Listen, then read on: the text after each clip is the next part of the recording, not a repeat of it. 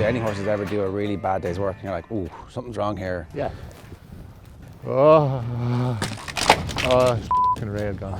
So we're on a stable visit, a yard visit to Gavin Cromwell's yard, and we're here to talk about Flooring Porter and his career as a farrier and what it's actually like to be a trainer at the moment.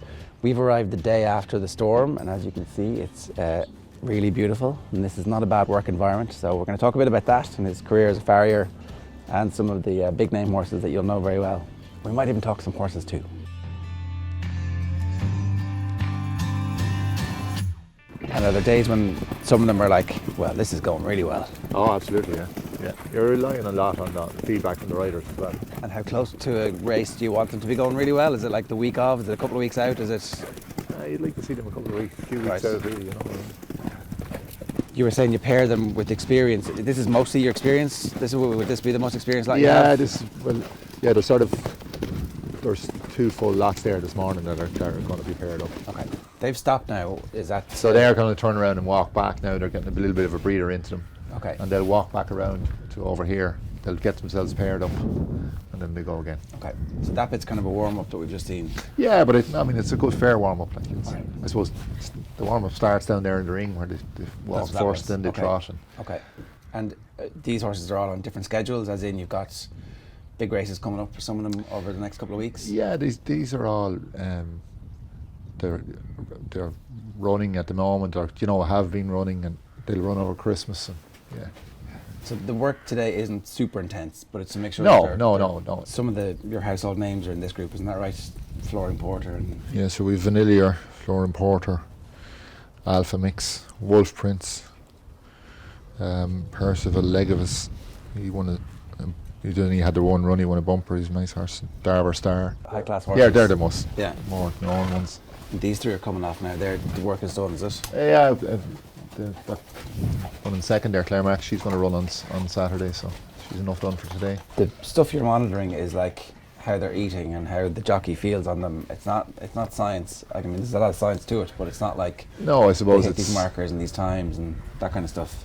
Yeah, I suppose it's probably hard to describe it, but you just get the feel for it, you know. Yeah, more art than science. Yeah, probably. Yeah.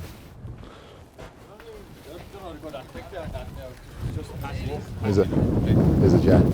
Yeah, we should just keep a good hold. Right. Okay. Yeah.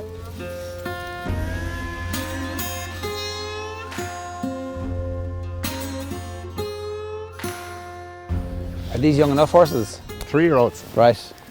They've never actually run over hurdles. Okay, right. So this is they're both in the juvenile hurdle they came off flat.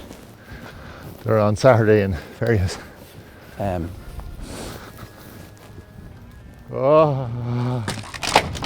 f***ing rail gone.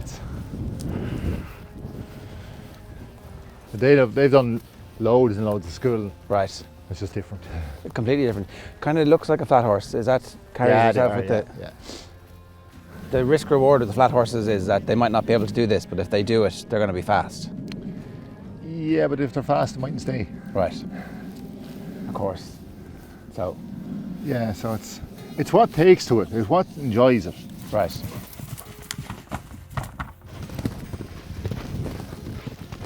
The smallest little bang off it, and it splinters into a million different pieces. That's what they're for. Yeah, exactly. Nobody's hurt. They're going over hurdles first next. Is that? Yeah, on Saturday. Right. They're this Saturday, yeah. But they've lots and lots of schooling done on the all-weather strip. Just never jumped on the grass. Right. So now that they've jumped on the grass, they have the technique. Yeah. That'll be fun.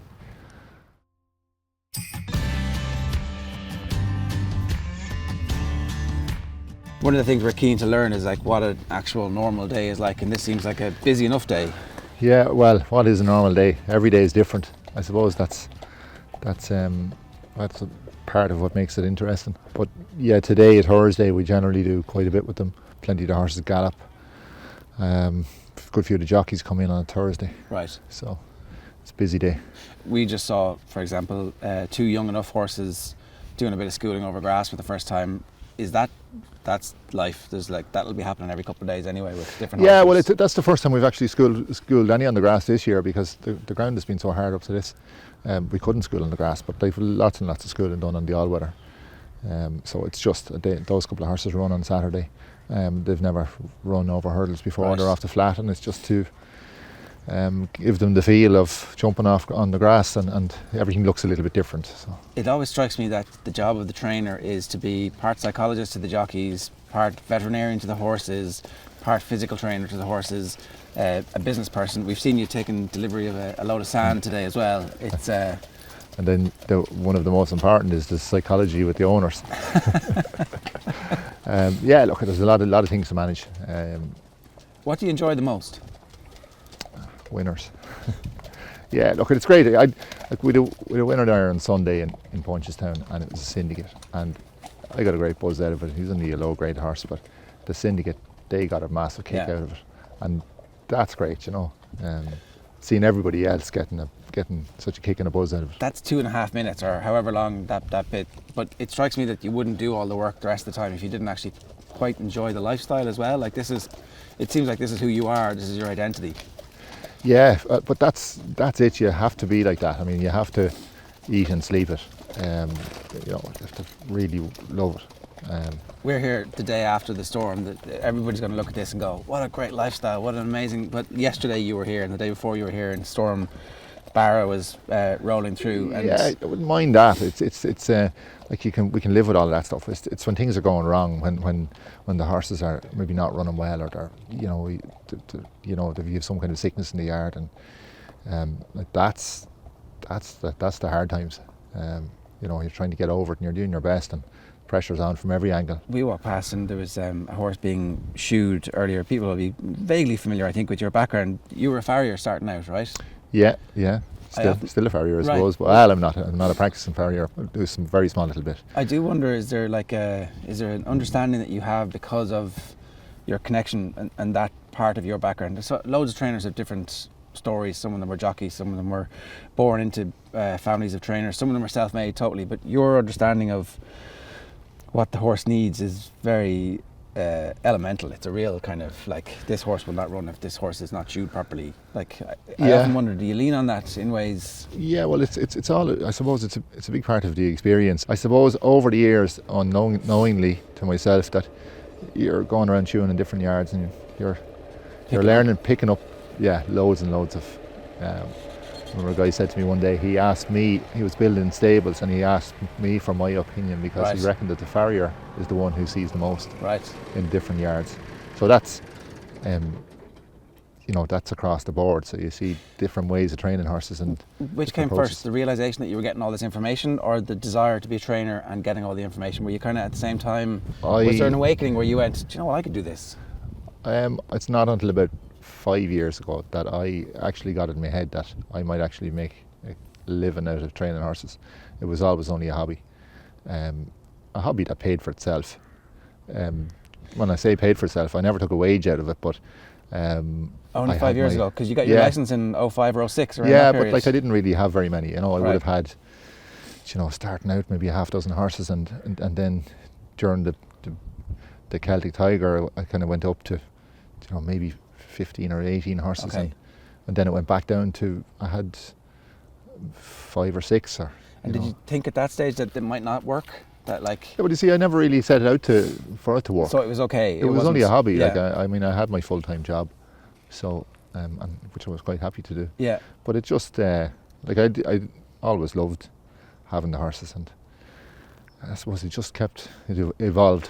And is Ger's Girl the breakthrough then, where you're like, I need to do this full time? Definitely a big part of it.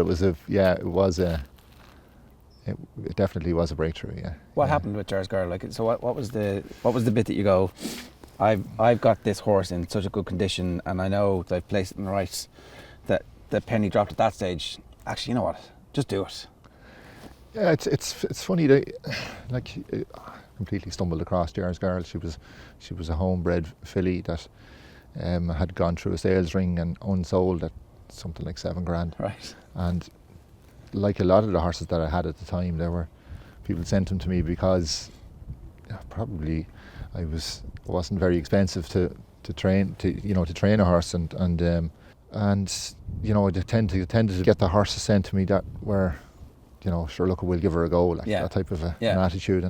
And I gave her a run on the flat, and she ran really well. And I actually schooled her over hurdles when we had taken her away to get a stall start, and while we were waiting on Joe Bannahan to come and give her the stall start, I schooled her over hurdles, and she just took to it really well. So I kind of knew that there could be a career at that. And she just, I suppose, look at then JP bought her, and you know, that just brought things to a different level. Because that makes you public at that stage. Everybody's like, oh, what's he doing? And he kept the horse with you. That was the absolutely. That's the endorsement that you kind of need. That was so important, really. But it's obviously worked out. Like the yard has expanded, and with that comes its own challenges, right? Like it's not just a straightforward. I use the phrase "success is lumpy." Sometimes everything is going great, and then other times it's like, oh.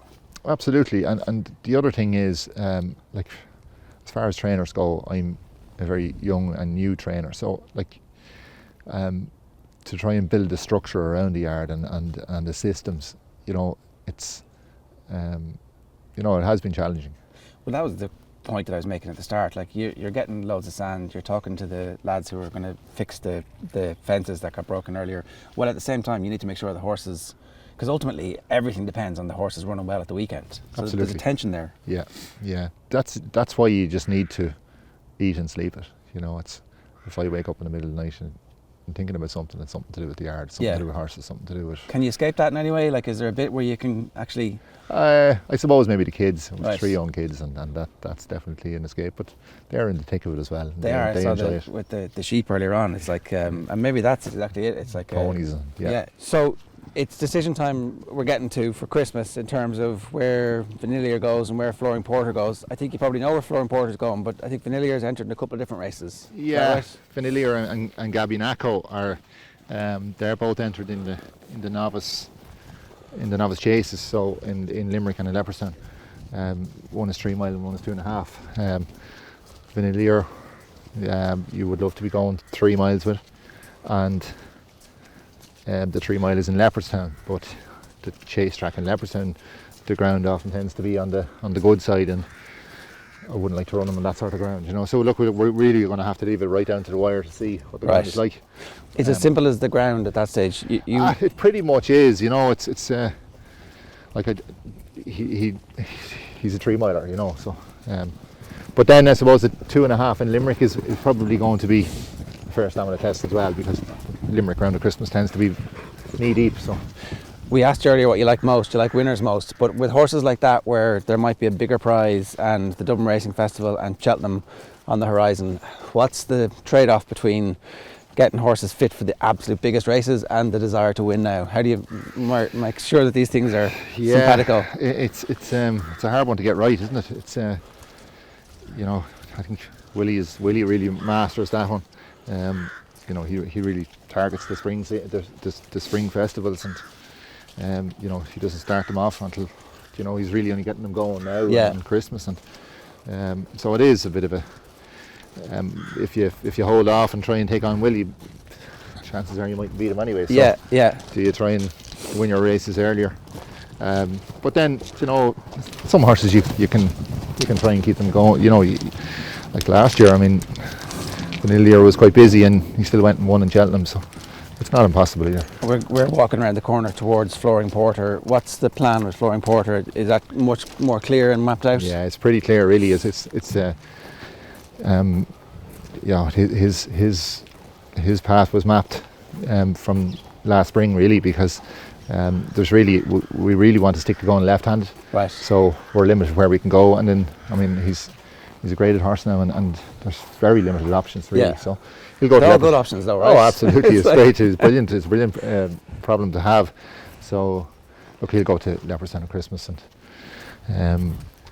try and emulate what he did last year, and then probably straight to Cheltenham. I was surprised when we saw him. He's not a massive horse at all. It's like he's very not. well defined and kind of so. Yeah. His future's mapped out. Well, he clearly he's one big thing anyway, and that's his engine. Yeah. So he's he just has a big engine. Oh, look at this. Well trained and everything. Coming out to say hello. It's not like him now, he's an oddball. Is he? Yeah. All right. What was it like at Cheltenham then when, you know, a live stream is fulfilled? There's no crowd. Does it matter? Look, it was absolutely fantastic, but it did matter. Not of the crowd, not of the owners there. Yeah. You know, for them. They're such a good crew as well. Yeah, absolutely.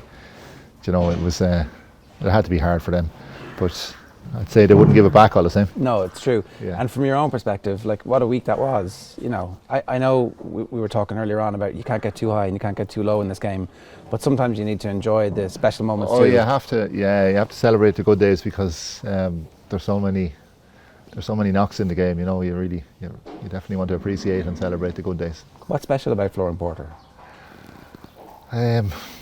Look, he's not over big, but he's all the right things in the right places. To be fair, and you know he's athletic, but he clearly has a big engine, a big heart.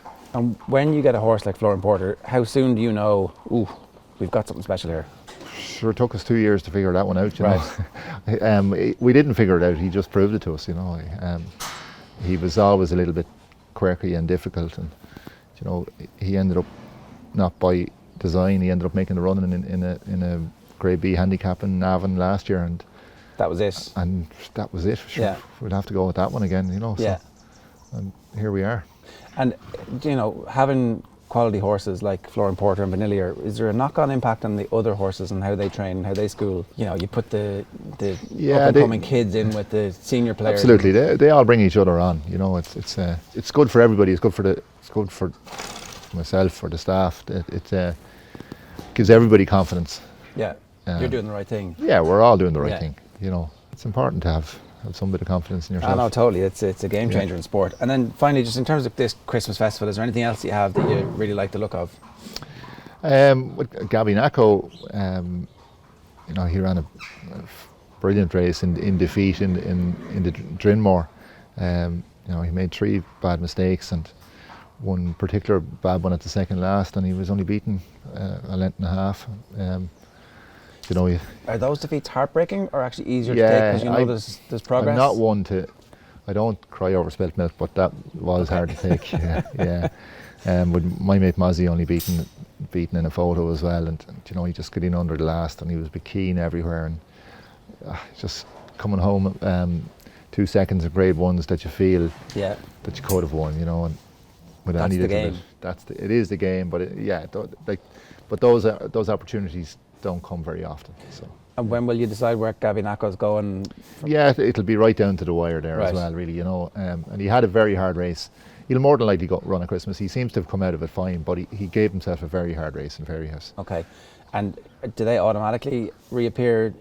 Is the Dublin Racing Festival an automatic kind of staging post for the rest of the season, or is it you're not quite sure? With Vanillier, for example, it doesn't sound like you're sure. Yeah, no, he may not. We might skip there and just go straight. Right. We'll see. You know, if you're going to go to the spring festivals, you can't over race them either. Yeah. Gavin, you've been great with your time. Best of luck with whatever comes next, and keep up the good work.